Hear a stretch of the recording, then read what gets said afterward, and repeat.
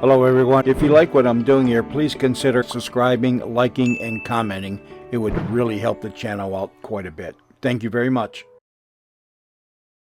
The Fleischman Peace Hour, presenting a variety entertainment directed by Rudy Valley.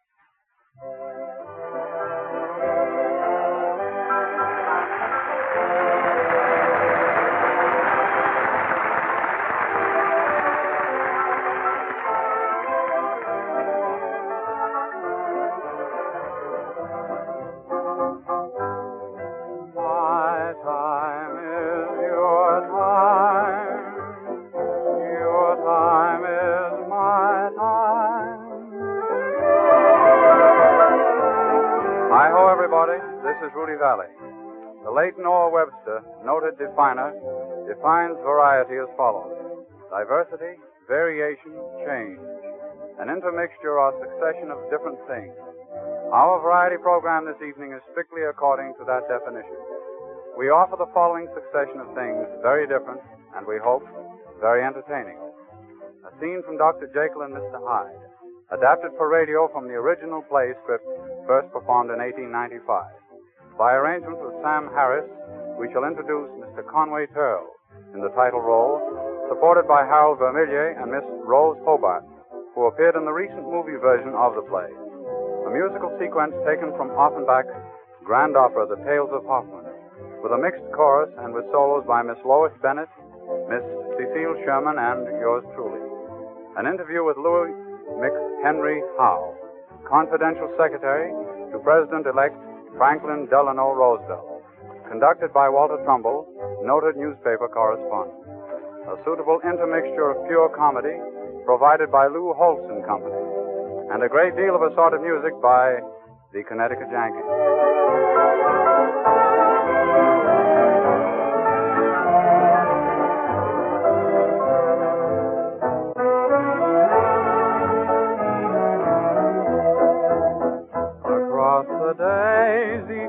I heard you singing, your lilting song came floating through the air. In harmony, the twilight bells were ringing, and all the world was young and fair. I love you, I love you, I love you. Across the daisy fields I heard you singing, I love you, I love you, I love you. And all the world was young and fair.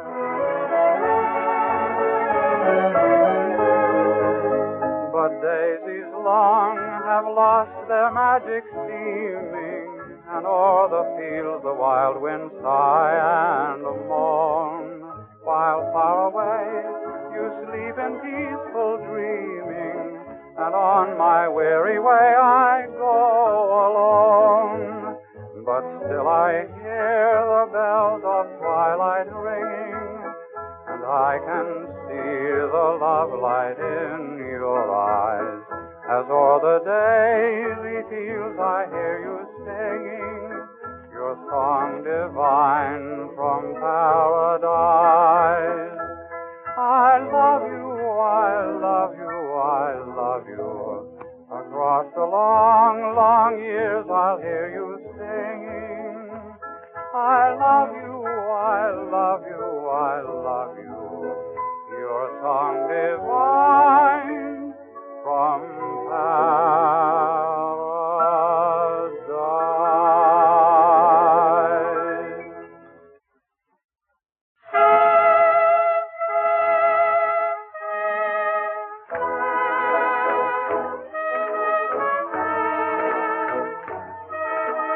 Mr. Lou Holtz, comedy star in Manhattan Mary, you said it. Holder of the world's long-distance record for return engagements at the Palace Theater while the Palace was still the Palace. Believing that the Holtz personality and the Holtz dialect have been too long withheld from the air audience, I persuaded Lou to leave off basking in Miami long enough to meet the finest audience I know. Ladies and gentlemen, meet Mr. Lou Holtz.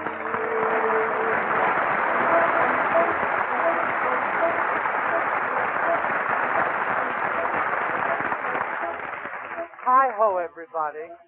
I have a brand new little song for you entitled, She Used to Go with the Landlord, Now She Goes with the Lease.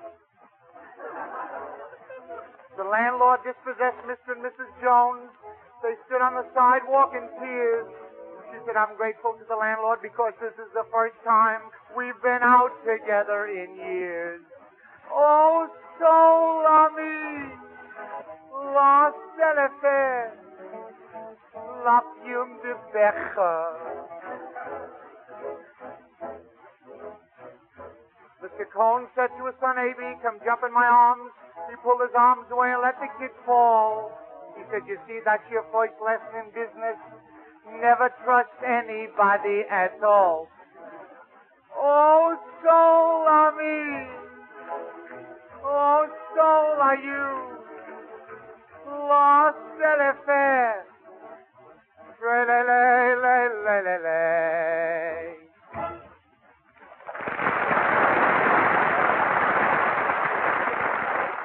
Oh, look, I have a story.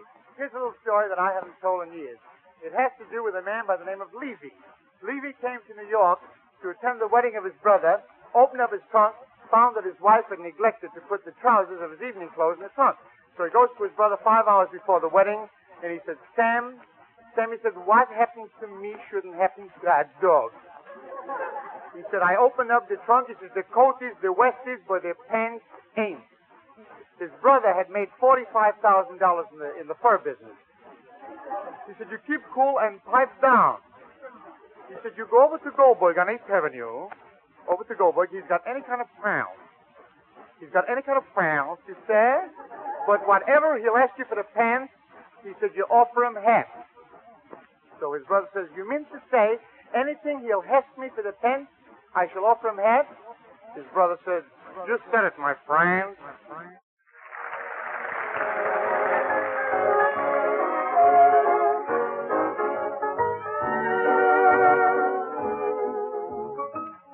Lou Holtz has asked me to thank our studio audience for their generous reception. We have arranged for him to return to this microphone later in this program for an encore. So wait for it.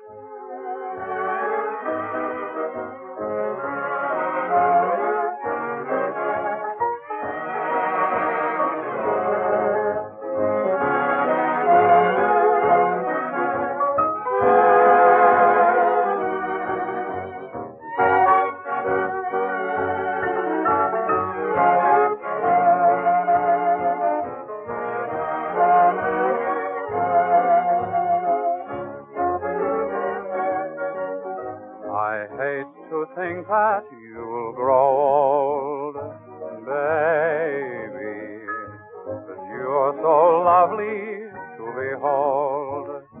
Baby, you mustn't lose that form, those cheeks so nice and warm. You mustn't lose that certain thing that took my heart by storm. You've got the skin I love to touch, baby. I hope time doesn't hurt it much, baby. I wish that you could stay just as you are today. I hate to think that you'll grow old.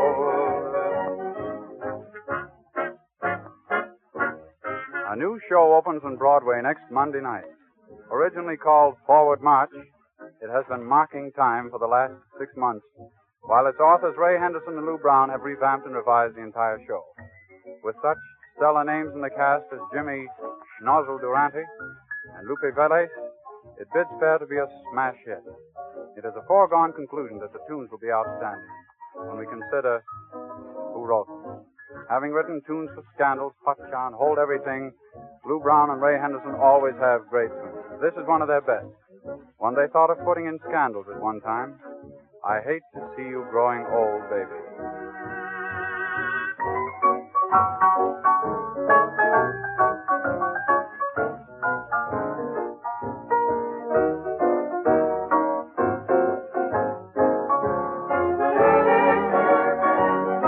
I hate to think that you'll grow old, baby. You're so lovely to behold, baby. You mustn't lose that form, those cheeks so nice and warm. You mustn't lose that certain thing that took my heart by storm.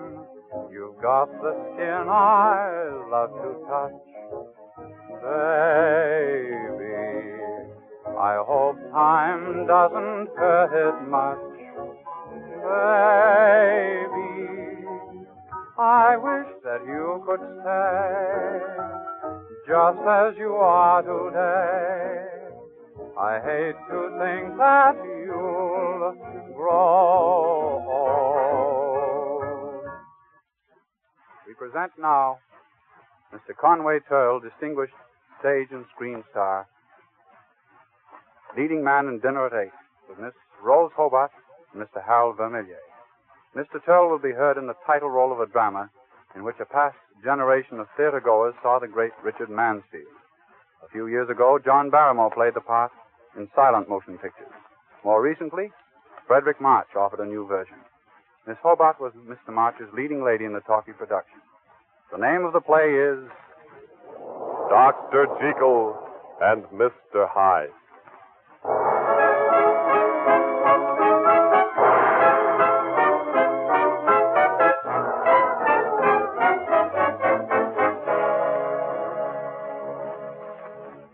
I, Henry Jekyll, dead these many years and buried deep, return for a brief moment from the grave to relate to you my unhappy story. I was born in the year 809 to a large fortune, inclined by nature to industry, fond of the respect of my fellow men.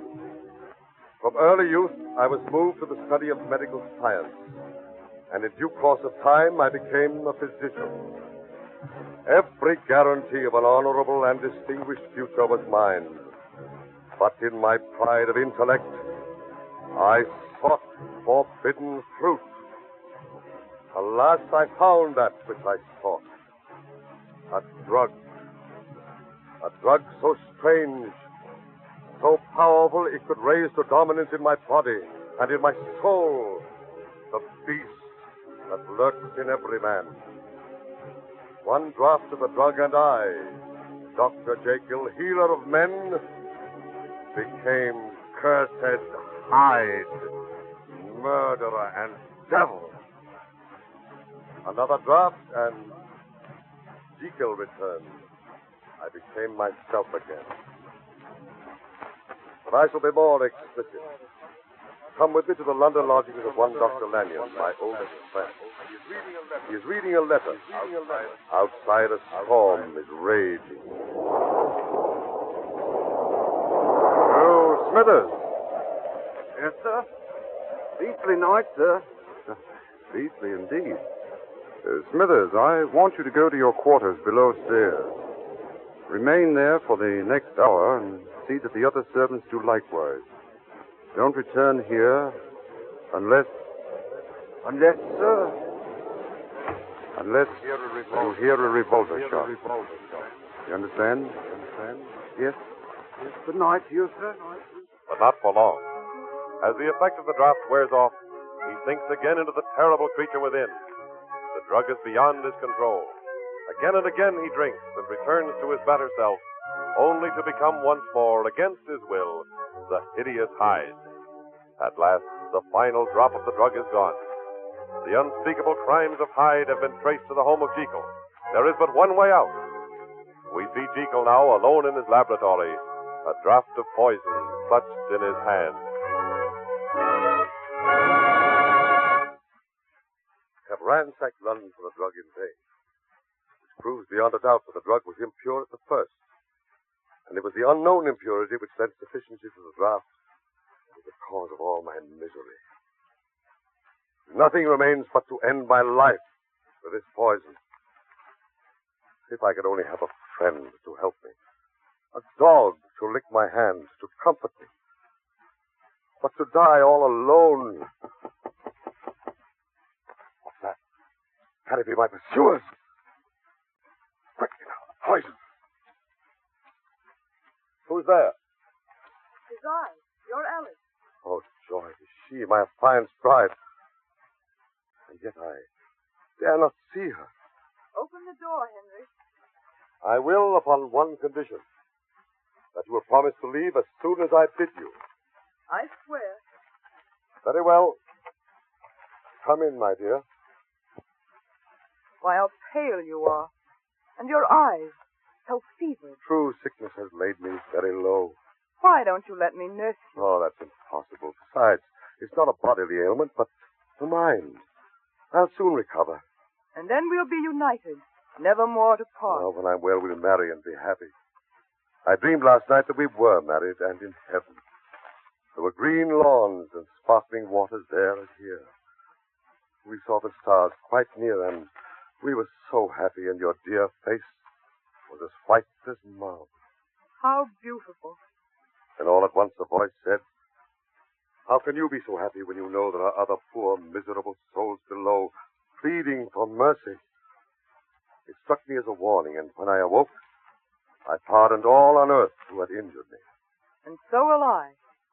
May all who have injured me find pardon there, as I forgive them. Oh, God bless you for that prayer, Alice. I feel so happy I could cry for joy. You must leave me now. We'll meet again. When? Tomorrow? Perhaps. Henry. My darling. Husband. Farewell. No, not farewell. Only goodbye until tomorrow. Until tomorrow, darling. Until tomorrow. Tomorrow, on which no sun shall ever rise for me. But now my soul is clear. I can die in peace. Oh, God, look into my heart and forgive my sins. You are right. I was wrong to tempt you. I must pray. Pray to keep away the demon. Ah, the fiend is coming. Yes. Hyde is here. Stop that cursed music. It offends my ears. They've come for me. But this poison will treat them. They're going to take me to the gallows. But Hyde won't stay on the gallows. I've killed 2 people already. Here goes for the 3rd. Jekyll. I've always told you I'd kill him. One long drink, and Jekyll dies with Hyde.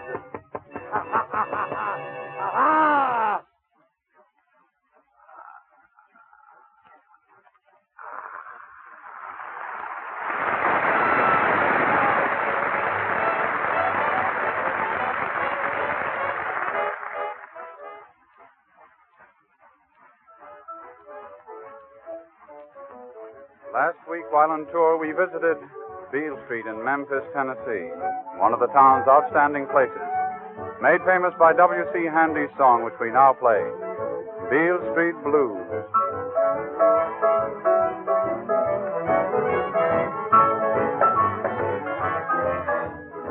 I've seen the lights of old Broadway,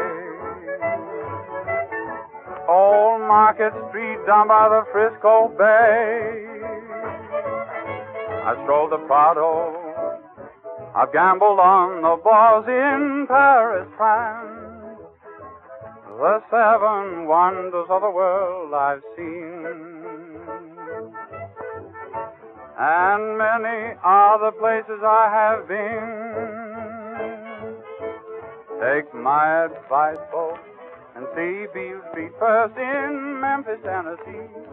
You'll see pretty browns in beautiful gowns. You'll see tailor-mades and hand-me-downs. You'll meet honest men and pickpockets killed. You'll find that business never closes till somebody gets killed. If Beale Street could talk, if Beale Street could talk, married men would have to take their beds and walk, except 1 or 2 who never drink booze, and the blind man on the corner who sings the Beale Street Blues. I'd rather be here than any place I know. I'd rather be here than any place I know.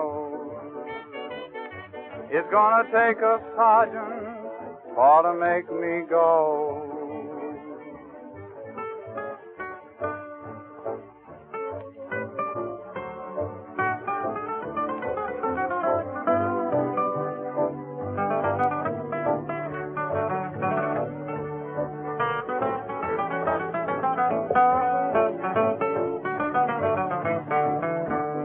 Going to the river by and by. Going to the river, Mississippi, and there's a reason why. Because the river's wet and Beale Street's done gone dry.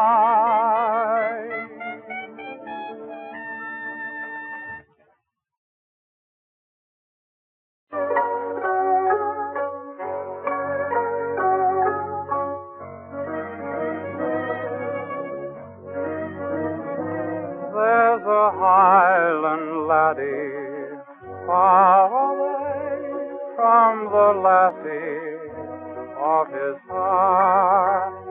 If she loves him still, he cannot say, for they've been so long apart. But a sprig of heather he fondly keeps, that she gave him with a kiss. And when the world all about him sleeps, to the flowers he's murmuring this. Comes my Mary through the dairy, through the heather bell. Soon I'll greet her, soon I'll meet her, down where the minister dwells. A ring I'll bring her to fit her finger, maybe she'll throw it aside. Bells of heather, tell me whether Mary's to be my wee bride.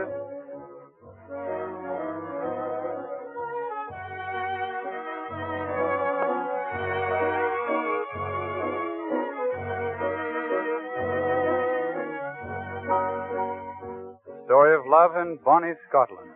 A lover far away from the girl of his heart. Heather Bell.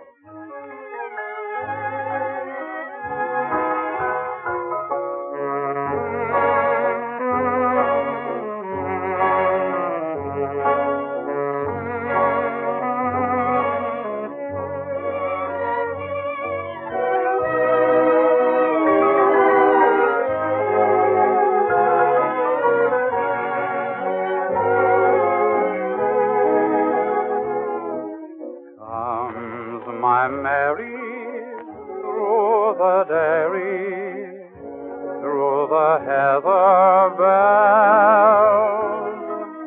Soon I'll greet her, soon I'll meet her, down where the minister dwells. A ring I'll bring her to fit her finger, maybe she'll throw it aside.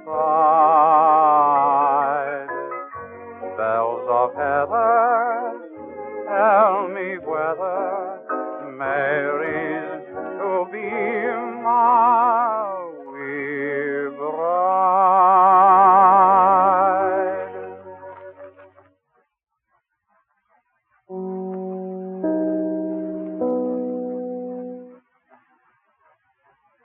You are listening to the Fleischman's Yeast Hour under the direction of Rudy Valley, who presents Conway Terle, Rose Hobart, Harold Vermelier, Lois Bennett, Cecile Sherman, Louis McHenry Howe, and Lou Holt. Rudy appears now as conductor and chief soloist in a medley of themes from Offenbach's opera, The Tales of Hoffmann, arranged by Elliot Jacoby, with new English lyrics by Robert A. Simon. The Tales of Hoffmann.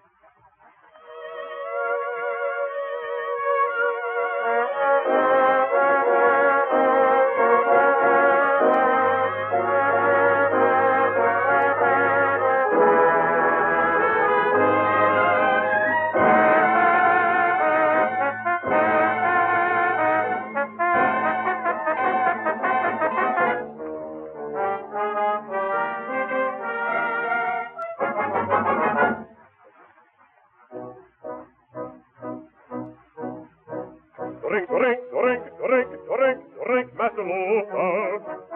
Up here. Bring on your wine, bring on your beer. Bring on your beer. Drink, drink, drink, drink. Drink, drink, drink, drink. Up here. Drink, drink, drink. Bring on your beer, bring on your beer.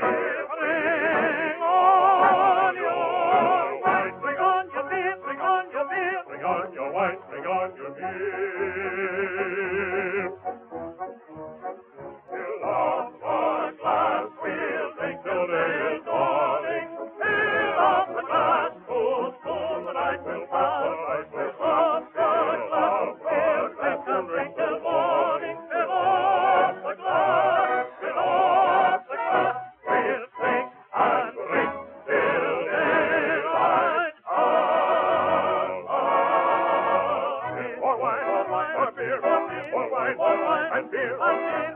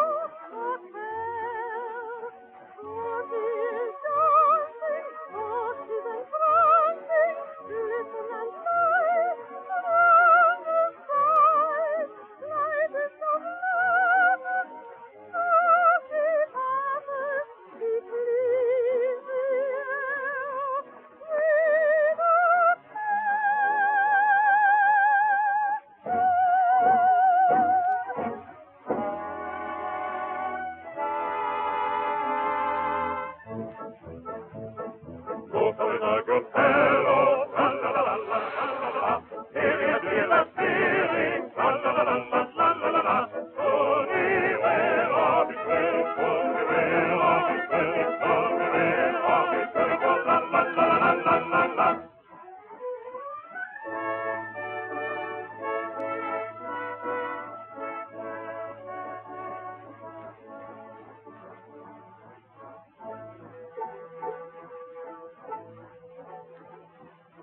Shining night, oh night of love, thy beaming beauty blessed.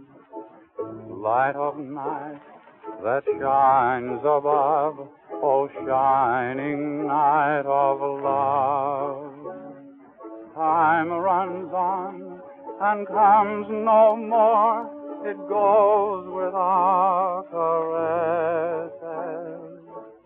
Far from this beguiling shore it goes and comes no more. Oh, breezes, as you play, blow away our distresses. Oh, breezes, as you play, waft our sorrow away. As you play, as you play.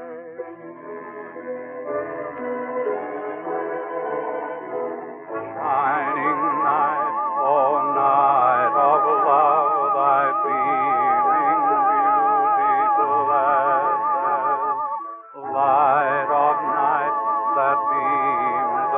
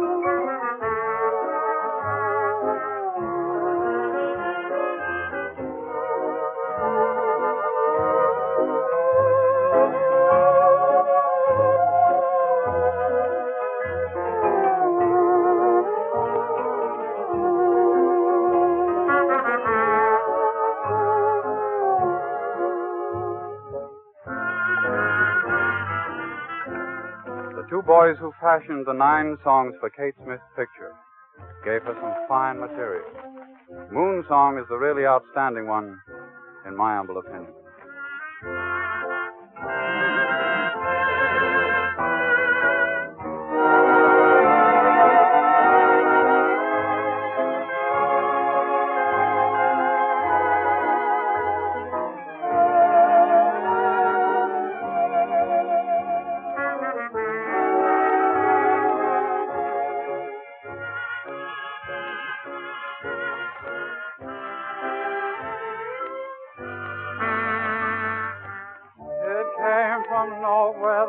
That we met was like a melodious sleep, sweet moon song that wasn't meant for me. Why is it always reminding me of a love dream that never could be? Sweet moon song that wasn't meant for me. It came gliding into my heart, riding on a moonbeam from above. Sorrow ended and the whole world blended in a rhapsody of love. Then I heard her singing to somebody else what I thought was my melody. Sweet moon song that wasn't meant for me.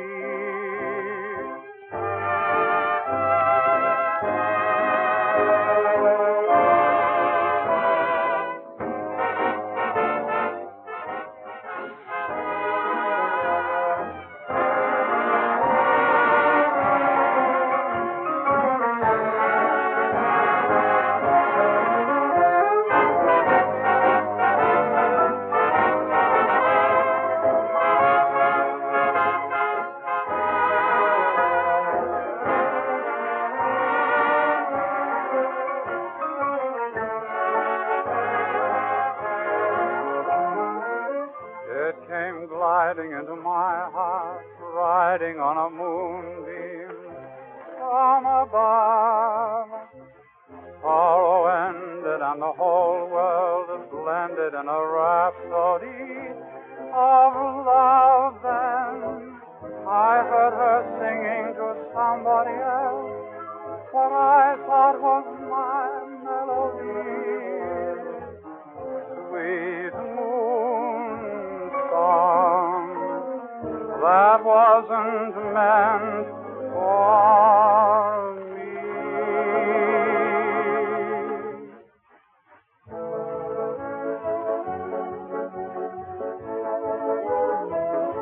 It has been our constant aim in planning these programs to bring to you interesting personalities from the theater. But occasionally we have departed from this rule to introduce celebrities in the day's news. Tonight we are honored to present such a newsworthy personage. Louis McHenry Howe, confidential secretary and advisor to President-elect Franklin Delano Roosevelt.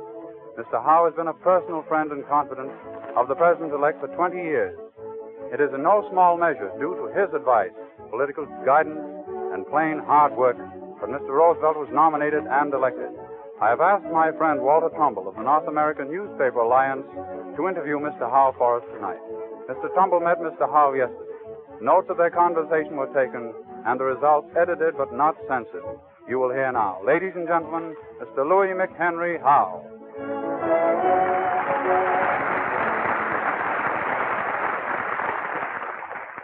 Mr. Howe, from your long acquaintance with Mr. Roosevelt, what would you name as his principal personal characteristic? That is, if you could name only one. Courage, Mr. Trumbull. Courage, most certainly. Of course, to those who know him, the exhibition of coolness and courage given at Miami was to be expected. It has always been characteristic of the man that in times of emergency, he acts wisely, quickly, and fearlessly. Mr. Howe, can you tell me, aside from unemployment, foreign debts, and a balanced budget, what the President-elect considers the most vital problems demanding immediate action? I think there's another problem equally important, which has been rather lost sight of. The problem of nationally organized crime. Just what do you mean by organized crime? I mean by that the banding together of large associations of criminals under definite leadership in many states for the purpose of criminal acts involving murder, if necessary. We had no nationwide criminal organizations in this country 15 years ago, only city gangs. There was no connection between these organizations and no approach to business ways of doing criminal business. But the individual theft was always at the mercy of the receiver of stolen property. This led to the organization of bands of thieves who could demand a better price for their goods by shopping their ill-gotten gains in wholesale lots. The first really national organization of crime was for the theft and sale of stolen property, and originally was confined to jewels, silver, and negotiable securities.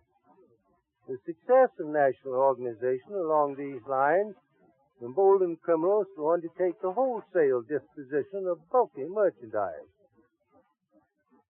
Silks and other fabrics, which were stolen from warehouses and shipped in carload lots all over the country to well-known and supposedly honest merchants to be sold over their counters. This form of organized crime is languishing because bootlegging became so much more profitable and so much easier as a dishonest means of getting rich quickly. The bootlegging industry, however, adopted the method of the thieves for their business operations and carried it to a high point of perfection. Mr. Howe, do you think crime would be decreased by the repeal of prohibition? No. Of course, crime will continue.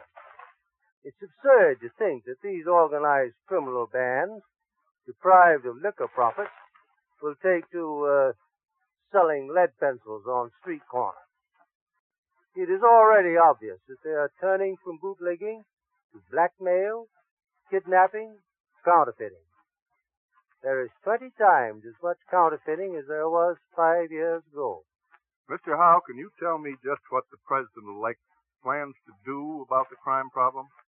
I think I can safely say the President-elect believes that organized crime cannot be met by efforts of this police department or that police department working independently, but only by all of the police departments and the great police systems of the states and of the federal government itself working in close cooperation.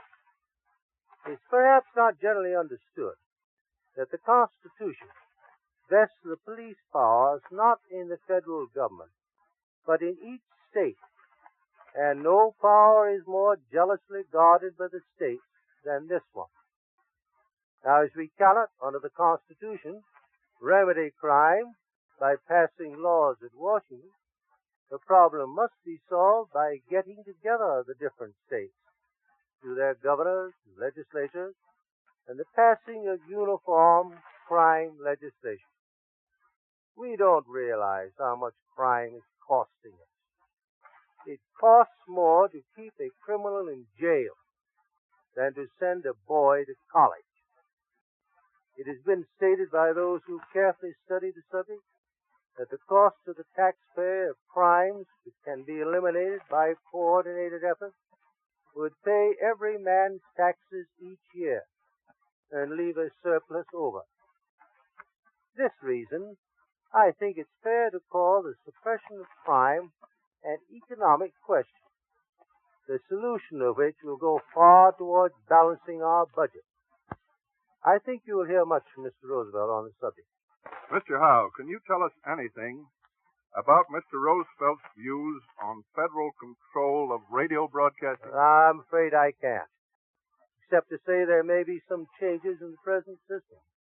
Nothing, however, that'll prevent you and me and all of us from listening to Mr. Daly's excellent music every Thursday evening. Thank you very much, Mr. Howe. Oh, don't mention it, my boy. Good night now. I'll see you at the inaugural ball.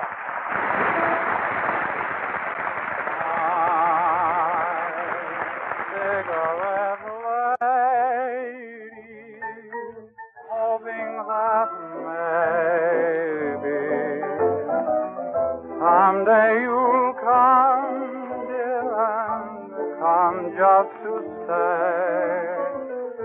Not like my smoke dreams that soon fade away. But when that happy day comes, skies will never be gray. Sweet cigarette lady, smoke dreams will have their way.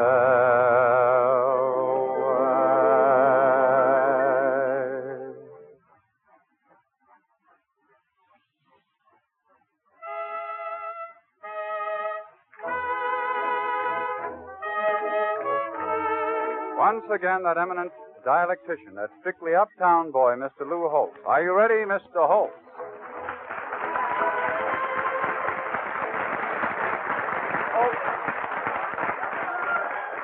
I must tell you, I went up to the Metropolitan Opera House about 3 weeks ago. There's a girl wants to meet you. There's a girl standing there. Huh? A girl wants to meet you. A girl. She's standing. Who are you? Who are you? Kowalski. Kowalski? Yeah. Well, I'm Holtz. All right. I'm awfully glad to know you. And now look, there's a girl that wants to see me. Yeah. Well, how do you know she wants to see me? Well, she came to the door and she says, I want to meet Mr. Holtz. Were those her words verbatim? No, she just said she wanted to meet you. And your name is what? Kowalski. Mine is Holtz. All right. Well, how does the girl look? How does she look? Well, she's got a sort of a glint in her eye. She's got a sort of a glint in her eye, eh? Yeah. Well, I don't like gals that look glinty. Are you sure it wasn't a leer? Well, she was kind of leery when she asked for you. Isn't it funny I can't get your last name? Holtz. Mine is Kowalski. Mr. Kowalski, I want you to know that I'm very particular as to the kind of girls I meet. But if it's a tall blonde with blue eyes and a gorgeous figure, I'll meet her. Well, she's not tall. Well, if she's a blonde, I'll meet her. A brunette. If she got blue eyes. Brown. If she got a gorgeous figure. Fair. Is it a girl? Yeah. I'll meet her. As I was saying, Mr. Kowalski, before you so rudely interrupted me, I went down to the Metropolitan Opera House about 3 or 4 weeks ago. I had passes. And they got the most marvelous show, and in the middle of the second act, they have a pantomimical ballet. Big ballet. They have 400 girls on their toes out in the woods, all dressed very young. Yeah. See? Then they have the head girl. Her name is Premiere. Her last name is Dansuzi. Yeah. Her full name is Premiere Dansuzi, you see. Yeah. She comes out of the woods, see. She's running.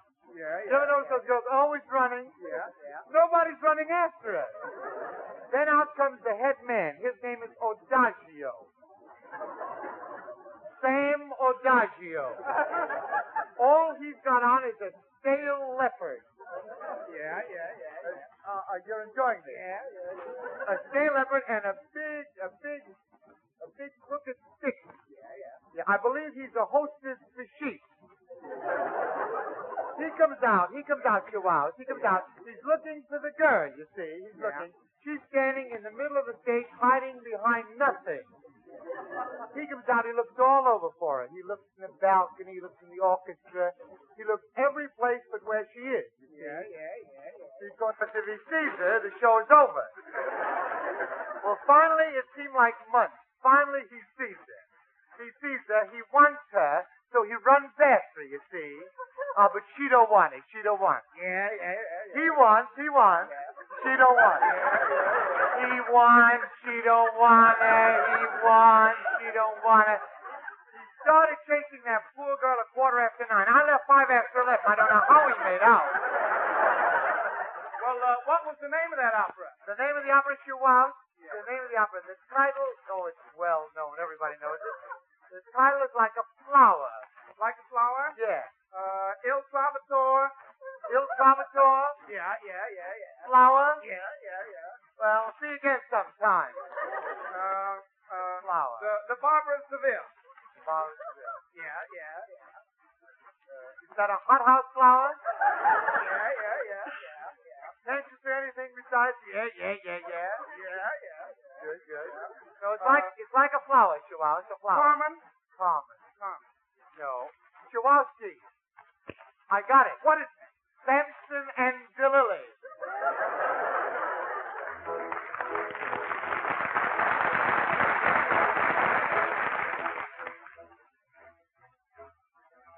There's one thing that puzzles me.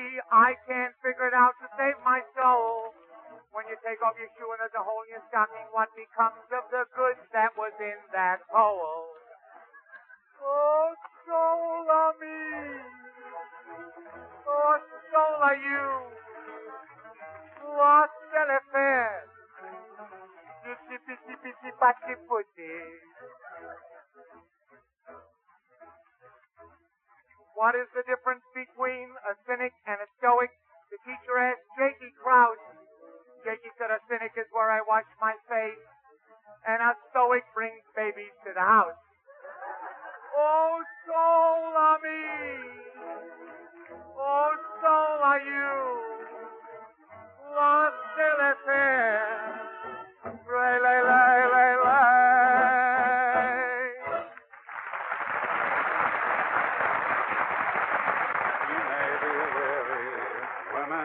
Get weary wearing that same shabby dress. And when she's weary, try a little tenderness. You know she's waiting, just anticipating things she may never possess. While she was out then, try a little tenderness. It's not just sentimental. She has her grief and a care, and a word that's soft and gentle makes it easier to bear. You won't regret it. Women don't forget it. Love is their whole happiness. It's all so easy. Try a little tenderness.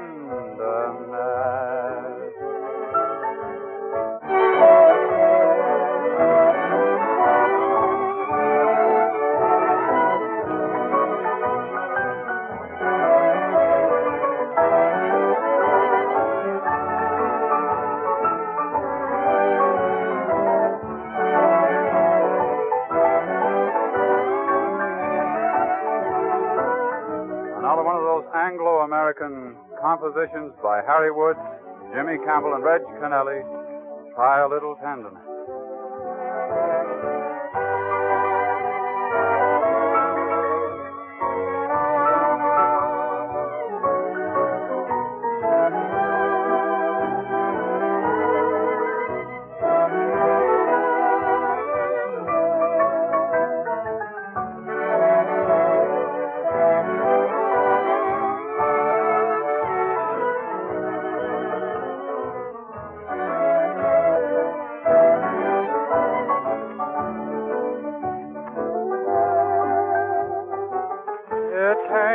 Nowhere the night that we met was like a melodious sweet moon song that wasn't meant for me. Why is it always reminding me of a love dream that never could be? G-Star next week. Bring you another group of interesting people presented in an interesting manner. This is Rudy Valley bidding you all good night.